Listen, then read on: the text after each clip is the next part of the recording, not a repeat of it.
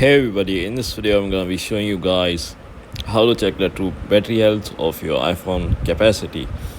So before we get started, I just want you guys to like this video and subscribe to our YouTube channel for more amazing helpful content like this. With that all being said, let's get started with today's video.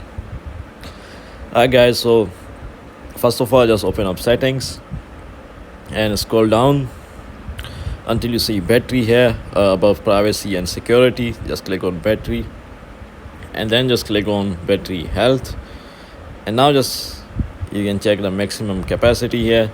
For me it's 100%, so to check this you can use this method, or there are multiple tools that you can install on your laptop or computer device and plug in your iPhone with your laptop or computer device, and it will show you your battery health. So yeah guys, this is how you do it. If you found this video to be helpful, then thanks for watching, and I'll see you in the next video very soon. Peace.